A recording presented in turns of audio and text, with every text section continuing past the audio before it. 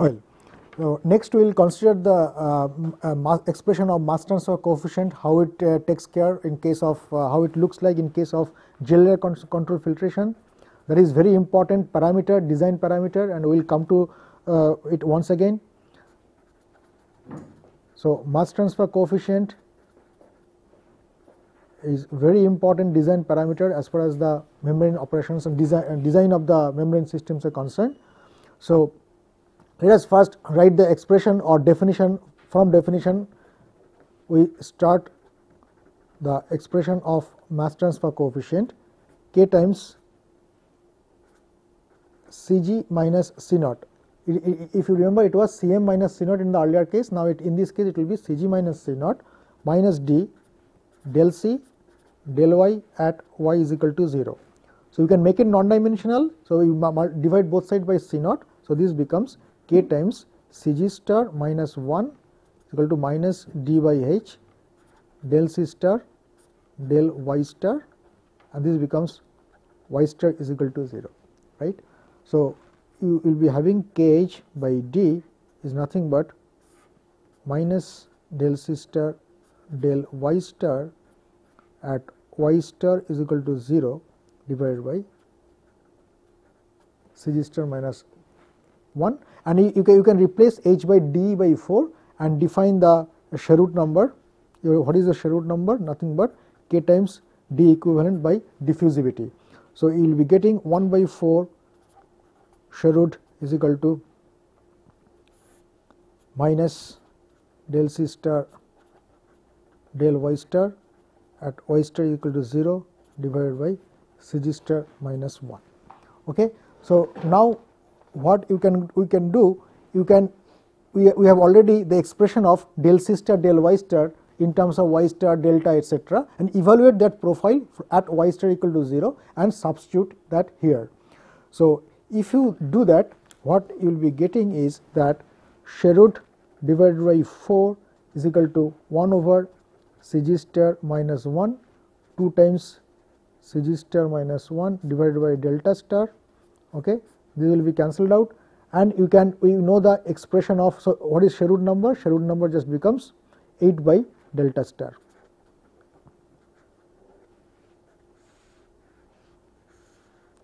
And we know we have already got an expression of delta star or the thickness of boundary layer as a function of x star, and we are going to substitute it there. So, if you do that, you will be getting a profile of Sherwood number as a function of x star, and this becomes 8 by 192 raised to the power 1 upon 3 Reynolds Schmidt d by L raised to the power 1 upon 3 Cg star to the power 1 upon 3 x star to the power minus 1 upon 3.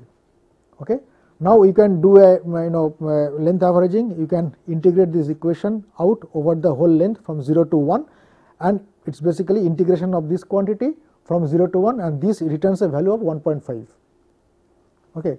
So, you will be getting 2.08 times Reynolds Schmidt d by L raised to the power 1 upon 3 times Cg star to the power 1 upon 3.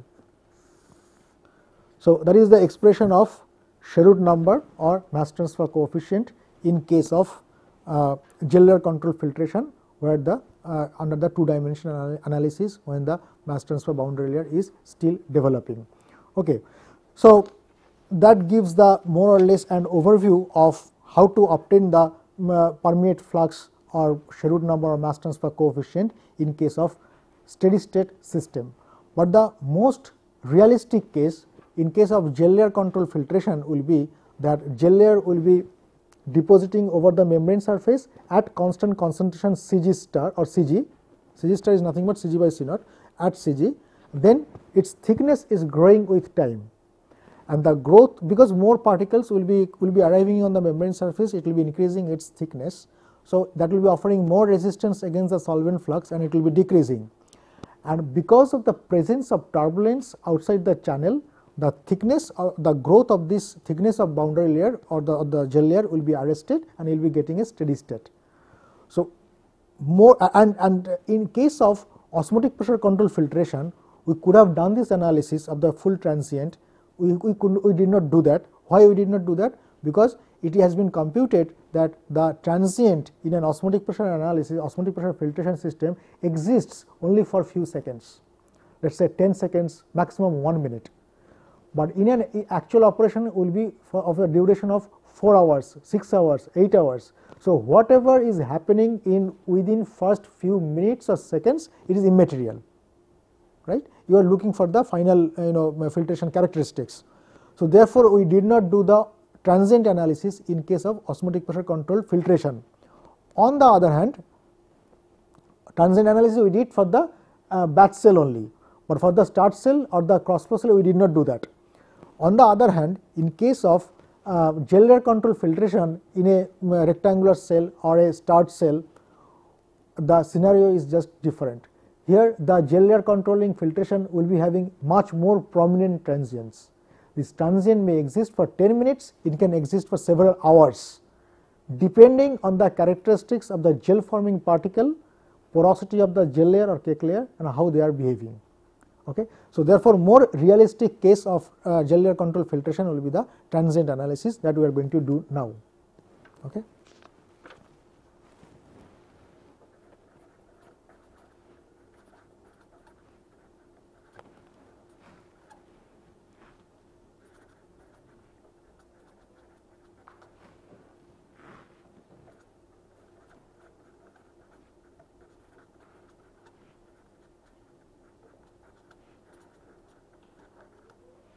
In this case, we will be considering gel layer as nothing but a cake layer, and the scenario will be something like this.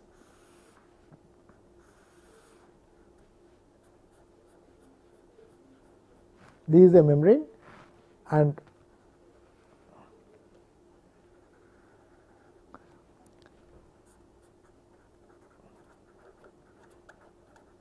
this is a membrane, and this is nothing but the gel layer that is growing over the membrane surface, and beyond the gel layer there is the concentration boundary layer. And how this concentration boundary layer is formed? Because C is equal to C naught here, C is equal to C gel here. So therefore, there is, and this C gel is basically at least 5 to 6 times, or sometimes in some cases it is 50 times of the bulk concentration. And because of this stiff concentration gradient, there will be existence of a concentration boundary layer, and over this the gel layer concentration is same. The concentration in this gel layer is always same at Cg. So therefore, we can start our coordinate system from the middle. Let us say at when it is bulk, it is y equal to 0, and it is y is equal to delta here. Delta is the thickness of concentration boundary layer, and here it is at the membrane surface, it is y is equal to delta plus L. L is the thickness of gel layer. So delta is thickness of concentration boundary layer or mass transfer boundary layer, and L is thickness of gel layer produced by the gel forming particle. So therefore, now you see, having a particular turbulence in your system, that means if the Reynolds number is fixed or the start speed is fixed, your delta will be a sole function of Reynolds number. So this thickness will be fixed. On the other hand, the gel layer thickness will be growing in time in most of the cases. So it will be delta will be, so L will be a function of time. So in this case, you are talking about a moving boundary condition, right? It is a moving boundary problem. This boundary is always moving, always increasing with respect to time of operation. Okay, so this is the system, and you will be having a permeate flux, okay, out from the membrane. So therefore, what we can do? We can do mass balance. We can write down the solute balance equation in various domains of this system. So we write down the, for y lying between 0 to delta, that means within the concentration boundary layer, the solute balance equation will be rho g dl dt is nothing but jc minus d dc dy. What is this? This is nothing but the accumulation term. Accumulation is equal to in minus out. Total accumulation of solutes,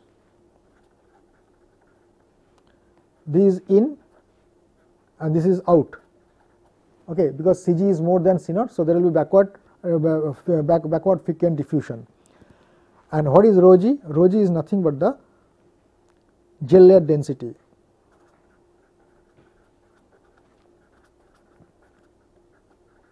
Or density of the particles forming the gel, and boundary condition at y is equal to 0, your C is equal to C naught and y is equal to delta, C is equal to Cg.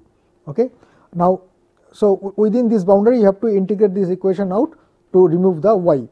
Now, what is this equation? This equation is nothing but non-homogeneous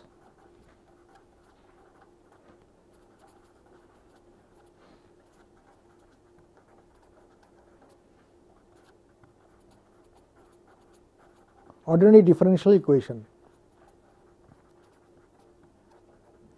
Okay, how to solve non-homogeneous ordinary differential equation? There are several techniques. You can break this equation into two parts, the homogeneous solution and the particular integral, and then you can get the solution and add the two up. Okay, so you can you must have studied all these mathematical techniques in the first year. Okay, use that and carry out this and carry the integration over y over these two boundaries from 0 to delta, and whatever you will be getting is that you will be getting rho g times dl dt is nothing but j times Cg minus C naught exponential j by k divided by 1 minus exponential j by k. Okay.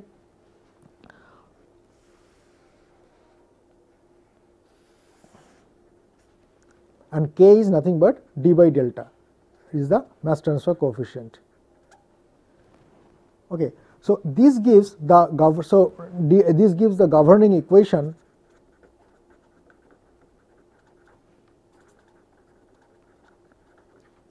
for L, the thickness, how thickness grows with time with the initial condition, that is at t is equal to 0, L was equal to 0. So obviously, at the start of the operation the gel layer thickness was equal to 0. Now, the story is not finished here, because j is also a function of time. We have to establish how j is varying with time. So for that, what we will assume that, if you remember the schematic I have drawn in the beginning of this class, that there is a concentration boundary layer, there is a gel layer and there is a membrane. So gel layer resistance and membrane resistance, they are put in series. So we can write the phenomenological equation to connect that.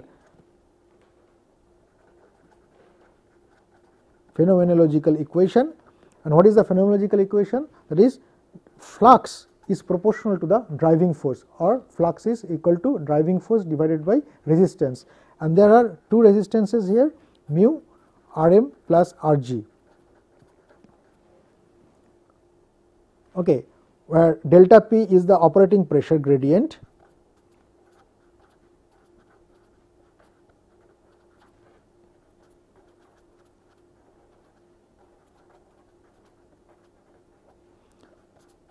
Rm is membrane hydraulic resistance, call it membrane resistance, Rg is gel layer resistance. Now one can ask why we did not consider the membrane resistance in the steady state analysis, and we have answered, already discussed that issue, that when it becomes initially, because gel layer does not form from the very beginning. So initially you have only membrane resistance becomes dominant, after some time gel layer becomes almost equivalent to its magnitude, then it predominates, and when the steady state is reached, gel is basically the most prevailing resistance and it will be dominating one. Okay. Now this gel layer resistance, we consider this gel layer is nothing but a cake sort of layer, it is a cake layer. Okay. So gel layer resistance can be written as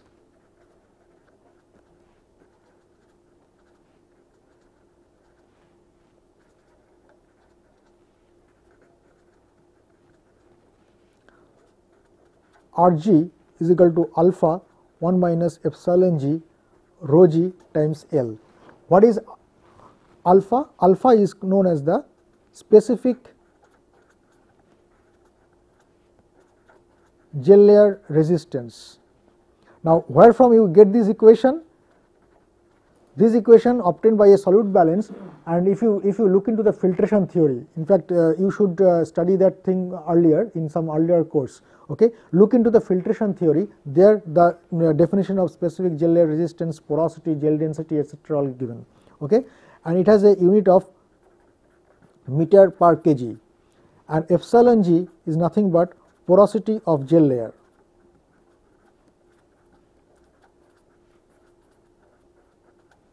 Rho g is the gel layer density that we have already mentioned, and L is the thickness of gel layer.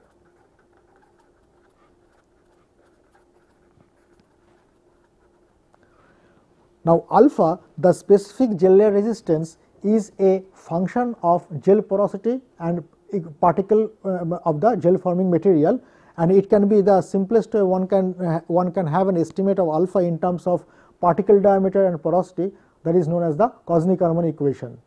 If you ever do the filtration theory, you will come to know all these characteristic equations. So, alpha can be written from Kozny-Karman equation,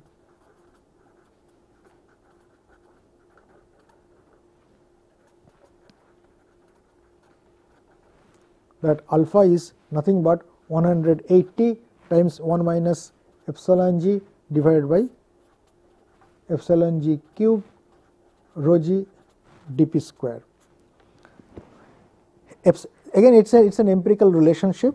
Alpha can be, that means a specific gel layer resistance or cake layer resistance can be expressed in terms of gel porosity, diameter of the gel forming particle, density of the gel forming material by this expression.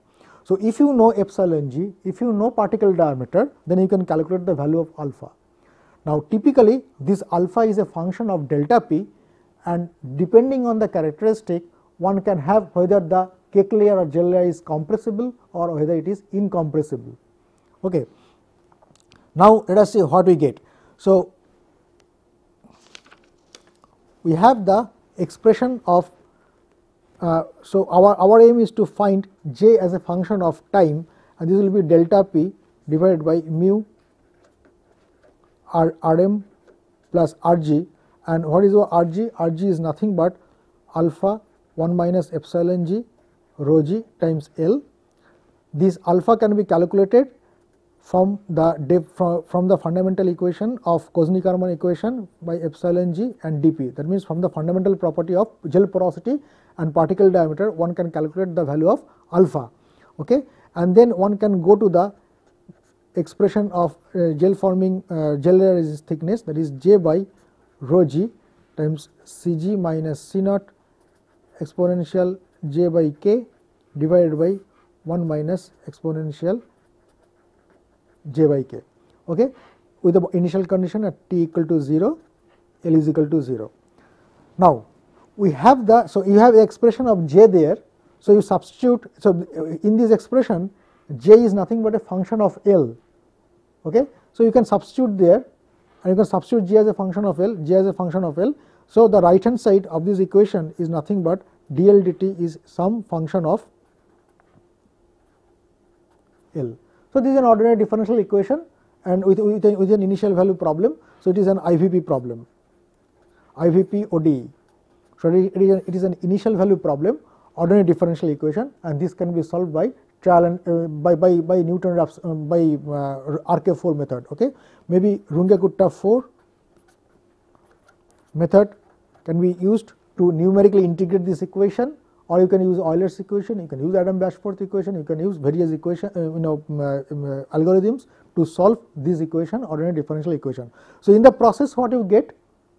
In the process you will be getting L as a function of time,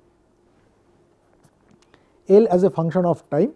Once you get L as a function of time, you can get J as a function of time. Okay. And typically if you plot, the two plots are just opposite, J as a function of time, it will be something like this, and L as a function of time, it will be something like this. This is J and this is L. Okay, this is gel layer thickness, and of course you will be reaching a steady state. Okay, and this steady state will be depending on mass transfer. So this is the mass transfer dominated region. This is the in between. It will be gel dominated region, and here initially it will be a membrane dominated region. Okay. So there are three resistances. One is the mass transfer, another is the gel, another is the membrane. So initially you will be having the membrane dominated region, then you will be having the gel dominated region, and when the steady state will be reached, you will be getting the mass transfer dominated region. And if you look into the expression of dl dt, I am just writing it once again. Dl dt will be J by rho g Cg minus C naught exponential J by k divided by 1 minus exponential J by k. So if you talk about the steady state, this is a transient operation. If you talk about the steady state operation, now at steady state, your dl dt will be equal to 0, right. So what you get back? You get back the film theory equation, that is J is equal to k ln Cg by C naught, right. So at the steady state you will be getting the steady state equation that you obtained from the earlier analysis we have just done in the earlier class, that is J is equal to k ln Cg by C naught. Now what is the expression of k you will be putting? It will be either you will be putting the Levex equation, that is 1.85 Reynolds-Smith dE by L raised to the 1 upon 3, or 2.08 Reynolds-Smith dE by L raised to the 1 upon 3. In fact, the second formulation will be more correct. So the steady at the end of the transient, so in the gel layer control filtration, initially you will be having the transient, and this initially means it is not few seconds, it may be few hours. So it is very important here. At the end, whenever you will be getting the steady state, you will get the steady state flux from whatever we have done earlier analysis. Now if you look into the various parameters, now it is very difficult to get the exact parameters like alpha, that is the gel layer specific gel layer resistance, epsilon g, that is the porosity of the gel layer, and particle diameter. Now there is a point in this particle diameter dp, simply because we are using the Kozny-Karman equation from the filtration theory to quantify alpha, or the specific gel layer resistance or cake layer resistance, but this particle diameter dp in the Kozny-Karman equation is valid if you have hard spheres, right. If you had spheres, spherical particles, then you will be having the and of particles particular size, maybe 1 micron or 0.1 micron or whatever it is. But in most of the cases of membrane filtration, when we are talking about the gel layer controlling filtration, for example polyvinyl PVP, polyvinyl pyrrolidine, PVA, polyvinyl alcohol, or pectin, they are not spherical particles. For example, what is pectin? Pectin is nothing but a polysaccharide. It is a big chain, polysaccharide chain. Proteins, maybe some of the proteins like bovine serum albumin, it will be having ellipsoidal shape. You can consider it as a equivalent sphere. But what about these polymers like polyvinyl alcohol? They will not be of spherical shape. Like pectin, it will be a polysaccharide. It is not a spherical shape. So in these cases, you will be considering that whenever we are quantifying alpha is equal to 180 1 minus epsilon g divided by epsilon g cube rho g dp square, that means we are assuming that the gel layer resistance is equivalent to the resistance of equivalent spherical particles. Okay. So dp is nothing but the equivalent spherical diameter of these particles. Okay. So in most of the cases in membrane filtration, when we are talking about gel, the particles are not spherical in nature. So therefore we consider the equivalent spherical diameter of this particle. Now this is basically a point of contention of the issue, how to determine these parameters. It is very, very important to determine these parameters, but how to do that. So for that there are like if you remember the example of real retention, membrane permeability, what we did, these parameters, membrane performance parameter, we conducted separate set of experiments to estimate them. Like LP, the membrane permeability, we conducted experiments with distilled water and determined the value of LP. Similarly, we conducted the different separate set of experiments under high turbulence to estimate the value of real retention. Similarly, we have to estimate a different set of experiments to estimate various parameters in the gel layer control filtration. Now, we will look into those experiments or theory involved in those experiments where we can identify how to estimate these different parameters. Those will be appearing in the equation of the gel layer control filtration. The first parameter, okay. Now, next we will look the estimation of parameters.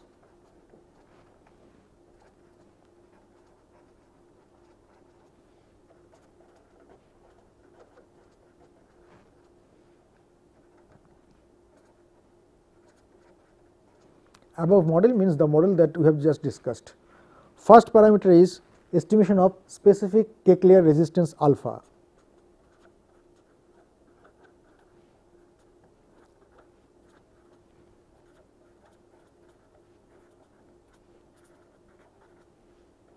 Cake or gel, okay.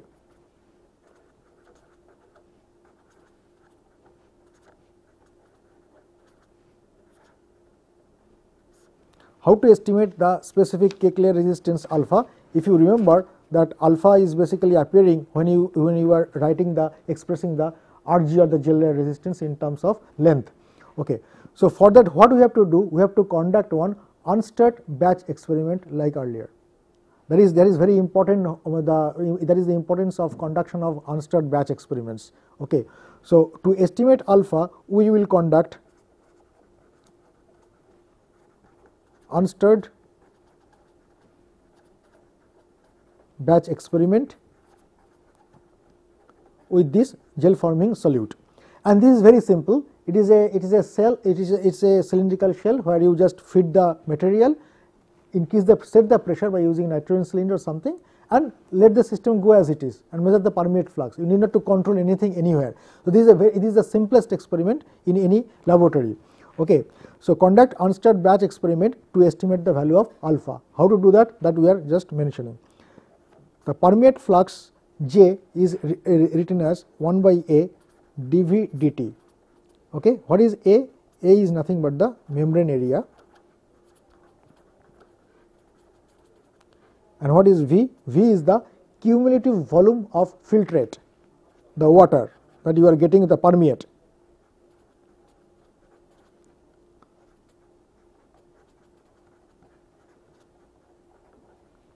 Or this filter is nothing but the permeate. Cumulative volume, that means you are as time you just monitor the how much you are collecting with time. So, just monitor V versus T data, just measure it. That is very simple. Either you can collect the permeate on a beaker, on a graduated cylinder and monitor the volume that is collected, or if you don't want to do that, just put it on a balance and see the the weight that is gaining, and it is almost water. So, you know the density of water, you can get how much volume you are collecting, cumulative volume you are collecting. Now, we will go back to the phenomenological equation, that is J is equal to delta P divided by mu Rm plus Rg, and for a unstirred batch cell we just write J as 1 by A dV dt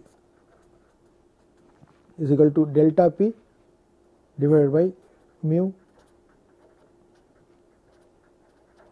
Rm plus Rg. Okay. So, you can rearrange it as delta P, you can take Rm out. So, this becomes 1 plus Rg by Rm, and this is nothing but, if you remember, this is nothing but pure water flux that we have defined earlier, pure water flux, that is delta P by mu Rm. So, you can write it as Jw0 divided by 1 plus Rg by Rm. Okay. Now, what you can do, once you write that, then you can do a solute mass balance in the gel layer. We do a solute mass balance in gel layer. What is that? That means at any point of time, what is the mass of the solute that is arrested, that is present in the gel layer? What is that? L times A is the volume of the gel layer multiplied by 1 minus epsilon g, because epsilon g is the porosity. That much volume fraction is occupied by water. So rest of that means 1 minus epsilon g is the volume fraction occupied by the particle. So L times A times 1 minus epsilon g will be the volume of the gel forming particle, right? It should be multiplied by the density of the gel layer, of the gel forming particle, rho g. Okay, that will be giving you the total mass of the solute that will be present in the gel layer. And where from you got? Because you are getting it from C naught times V. What is the V? V is the cumulative volume that you have collected at that particular volume. So that much. So volume V was coming with the concentration C naught. So C naught V is the total amount of solute that is arrested in the gel layer, and from the definition of the geometry of the gel layer and the characteristic of the gel forming material, we can get the mass of it. So they will be equal. So now you can invoke the definition of gel layer resistance. Rg is equal to what is that? Alpha into 1 minus epsilon g rho g times L. Okay. So I can write Rg is nothing but alpha times C naught times V over A. So this L can be substituted as Rg divided by alpha 1 minus epsilon g rho g. So combining these two, we can get Rg or gel layer resistance as a function of gel layer, specific gel layer resistance and cumulative volume. Now I am going to put in the phenomenological equation that we have derived earlier. If you do that, you will be getting 1 by A dV dt is equal to Jw0 divided by 1 plus Rg by Rm, right? 1 plus Rg by Rm. I am going to write Rg as this. So you will be getting alpha C0 by A Rm times V, right? Now everything, all the dependent variable will be in terms of V. So basically what I did, I just replaced L in terms of V. Okay. So just take it on the other side and you will be getting 1 plus alpha C0 by A Rm times V dV A Jw0 times dt. Now we can integrate it out. That means at time t from 0 to t, at time t is equal to 0, there is no filtrate volume you are getting. At time t is equal to t, you are getting a volume V. So from 0 to t and 0 to V, you can integrate this equation out and see what you get. What you get is, you will be getting V plus alpha C naught 2 A Rm V square is equal to A Jw0 times T. Okay. So that is the expression you will be getting after doing the after carrying out the integration. Okay. Now you can rearrange this equation and this will be T by V is equal to 1 over A Jw0 plus alpha C0 2A square Jw0 times Rm times V. Now what this equation says? This equation says that if I plot T by V versus V, it will be giving me a straight line.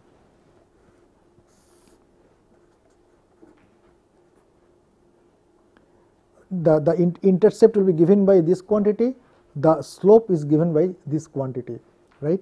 So you will be getting a straight line something like this. Okay.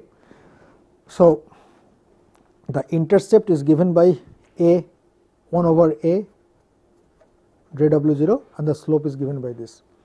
That means you conduct a batch cell experiment, just just fill up the cell with the solute and with the solution, and then pressurize it, leave the solution at that particular pressure, go on monitoring what is the cumulative volume collected as a function of time, then plot T by V versus V. You will be getting a straight line. From the slope you will be getting the value of alpha, because C naught is known to you.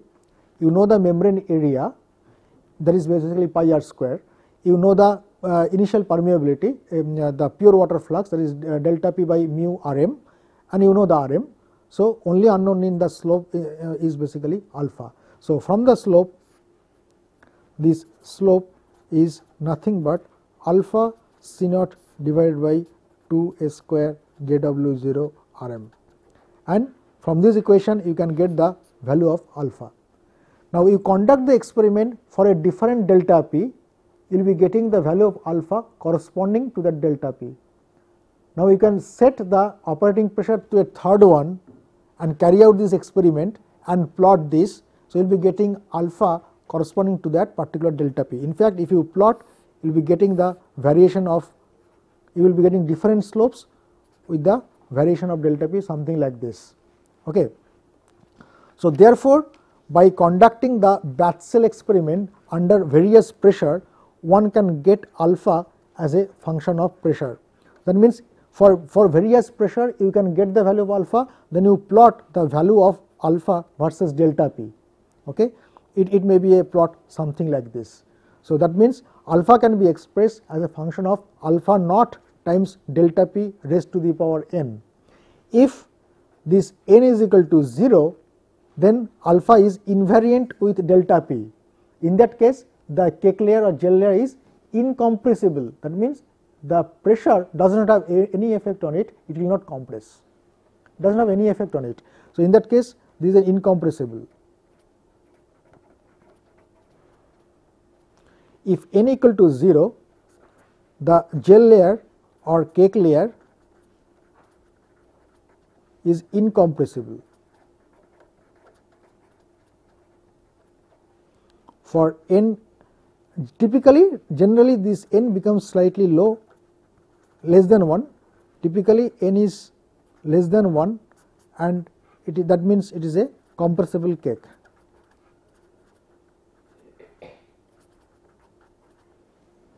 Okay.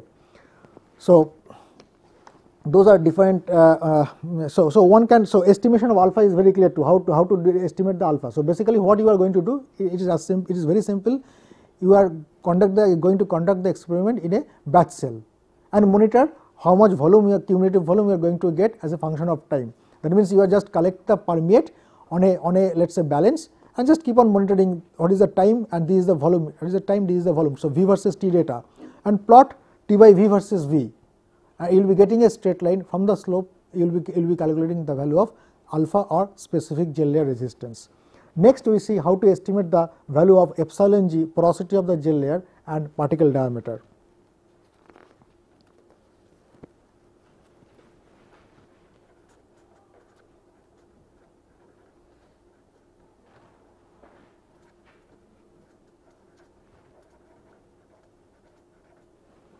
Okay. Now, we do a derivation here, small derivation. Let us consider dP is the particle diameter, is that nothing but the molecular diameter.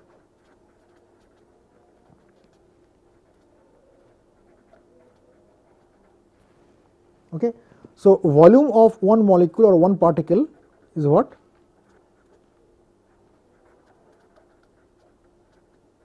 And we consider it is a spherical particle. Okay, that is the easiest way to start with. Volume of one particle will be nothing but V naught is nothing but pi by 6 dP cube, 4th at pi r cube or pi by 6 dP cube. Now, volume of 1 mole will be how much? It should be multiplied by the Avogadro number. Okay, Na pi by 6 dP cube, where Na is nothing but the Avogadro number.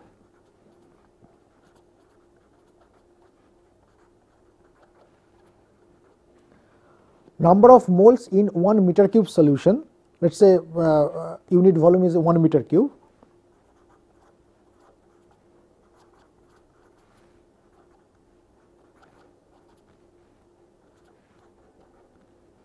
Is nothing but 10 cube multiplied by the Cg divided by the molecular weight. Cg is the gel layer concentration in kg per meter cube.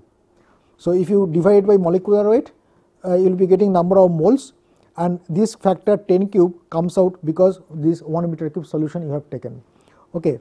So, we write these quantities. Cg is nothing but the gel layer concentration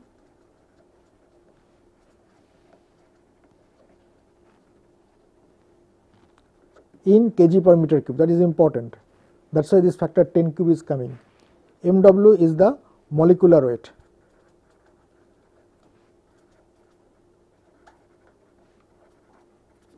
Of solute. Okay. Then volume of gel in 1 meter cube solution is how much?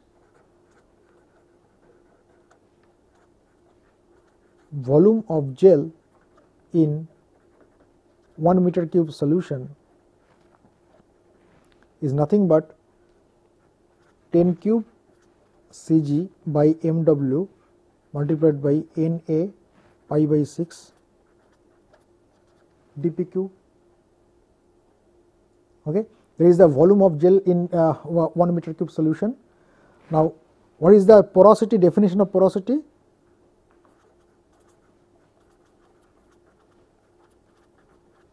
Porosity is nothing but the fraction of volume that is occupied by water. That means epsilon g is nothing but 1 minus this. This is the solid volume occupied. So, the liquid volume will be 1 minus that, 10 cube Cg Mw Na pi by 6 dp cube. Okay.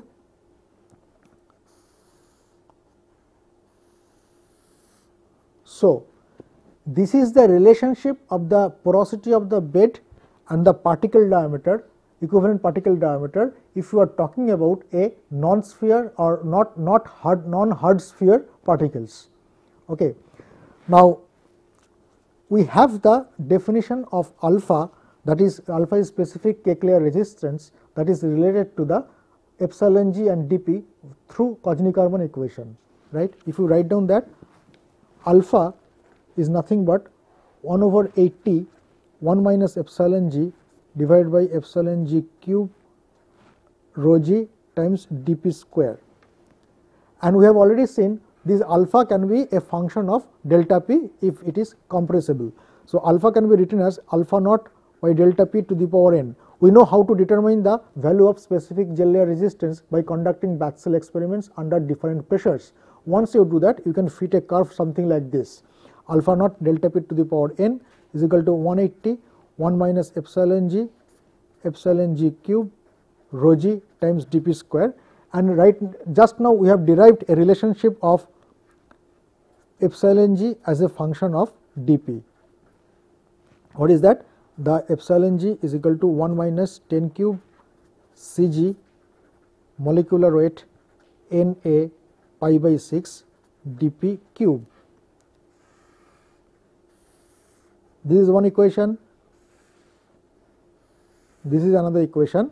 So, for a particular delta p, the whole left hand side of this equation is known to you, and the right hand side it will be having a combination of epsilon g and dp, rho g will be known, and this equation gives you a relationship of epsilon g and dp if the value of gel concentration is known, and that will be known.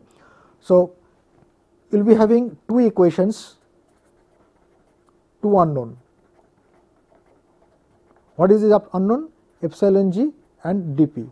So, these two equations can be solved by trial and error. You can use Newton-Raphson.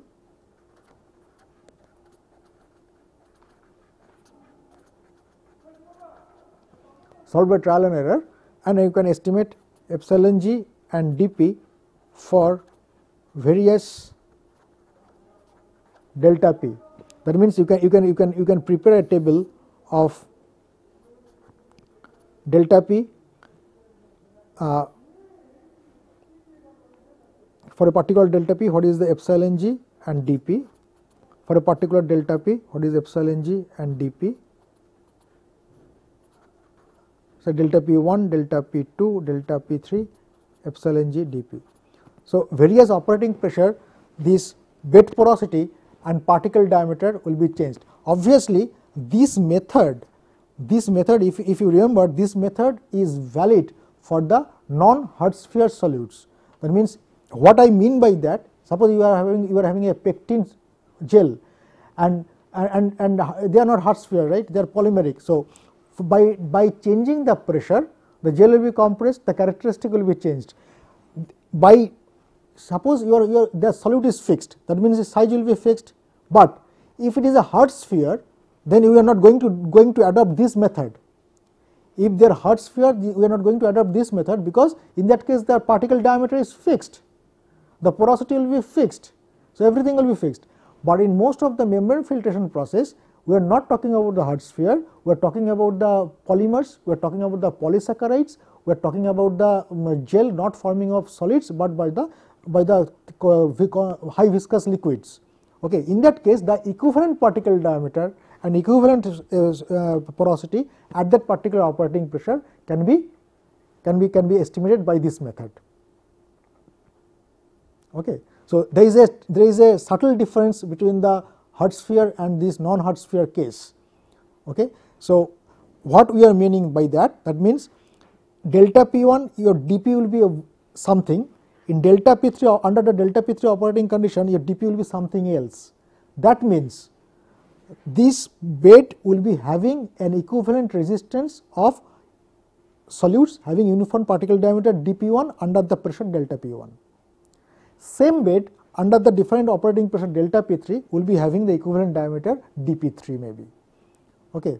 Because the particles are not Hertzsprung, they do not have actual dimension all the time, they will be compressible. Okay. So, that is the thing. Now, you have estimated all the parameters except one parameter, that is how to estimate the gel layer concentration, that is very vital. For estimation of gel layer concentration,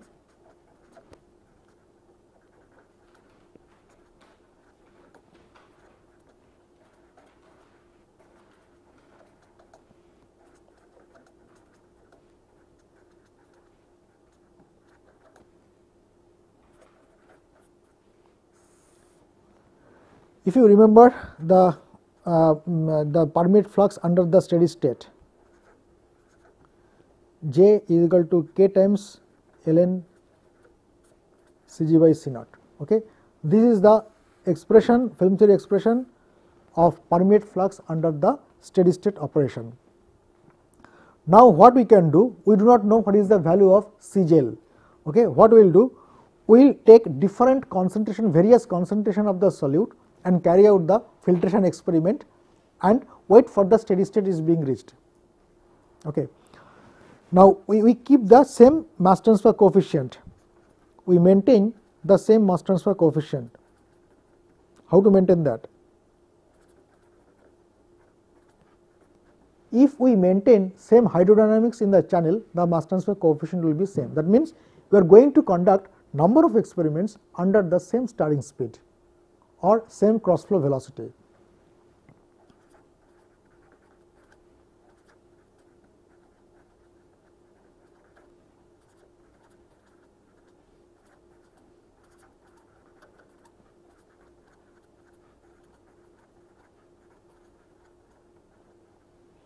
That means, same hydrodynamics.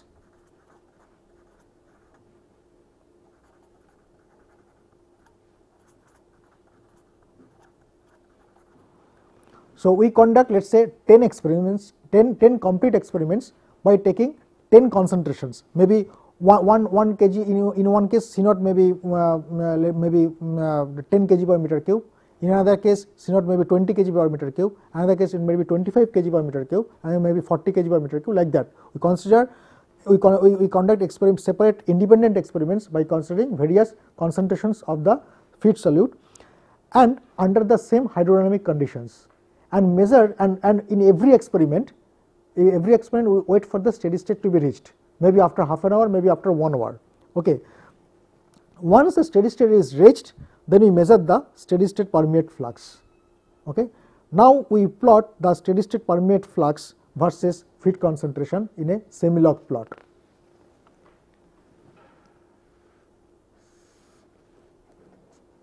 J steady state versus concentration. This will be normal, this will be logarithmic scale.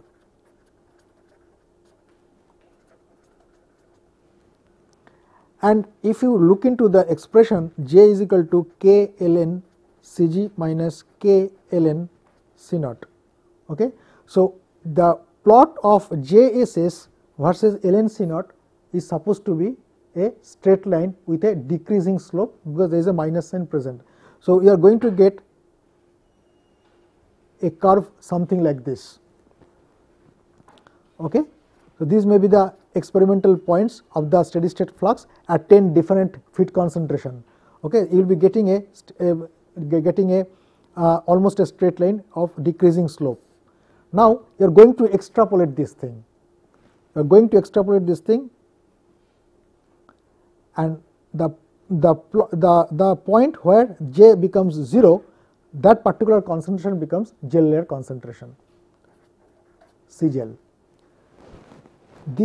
All these 10 experiments have been conducted with the same mass transfer coefficient. You can conduct these 10 experiments with a different mass transfer coefficient or different starting speed or different cross-flow velocity. If you do that, then this will be K1, then you are going to get another straight line, maybe del triangle, triangle, triangle, and all these experiments are conducted with a mass transfer coefficient K2. Then if you can extrapolate, they will converge almost at the same gel point. Similarly, you can conduct experiment for a different mass transfer coefficient, let us say K3, and they will be converging on the same gel point. So, that is how the gel layer concentration will be evaluated. So, if you plot this in a semi-logarithmic plot, the concentration that will be extrapolated will be the gel layer concentration.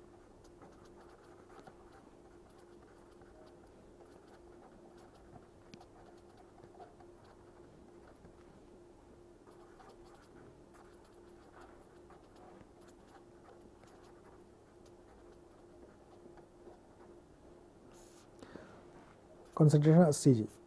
Now, so basically you have to conduct number of experiments independently and evaluate and analyze those data, and will be independently estimate the gel layer concentration. So, in this gel layer model, the several parameters there, those will be appearing. So, you will be having tools or method to estimate them separately, independently, and then you can use those data and can find the can use the gel layer controlling filtration model under the steady state condition.